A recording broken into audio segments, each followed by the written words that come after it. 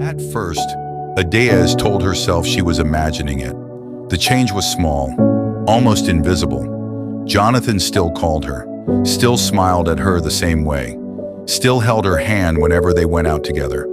But something about him had become harder to reach lately. The late-night conversations became shorter. The replies that once came instantly now arrived hours later. Sometimes he sounded distracted, even while speaking to her directly. And for the first time in months, that familiar heaviness began creeping slowly back into her chest. She tried not to overthink it. People got busy, life happened.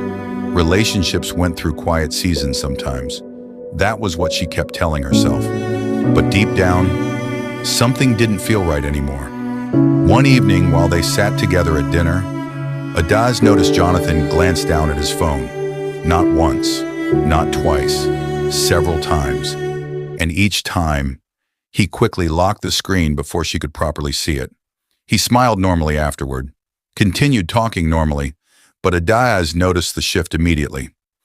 Because when someone grows up emotionally neglected, they learn very early how to read the smallest changes in people. They learn because they had to. And Jonathan was changing. Days later, Adaeze called him after midnight. No answer. Something that had never happened before. 20 minutes later, he finally called back. "You were asleep?" she asked softly. A brief silence followed. "Yeah, I was tired." But something about the answer felt rehearsed. Too quick, too careful. Adaeze said nothing more. But after the call ended, she lay awake, staring at the ceiling for hours. Because it wasn't the missed call that frightened her. It was the feeling slowly growing inside her chest. That old familiar fear she thought Jonathan had finally healed. The fear of being left behind. Emotionally abandoned. Again. The following weekend, Jonathan canceled their plans unexpectedly. "Work issues," he said. Adaeze smiled and told him she understood. She always understood. She had been understanding people her entire life.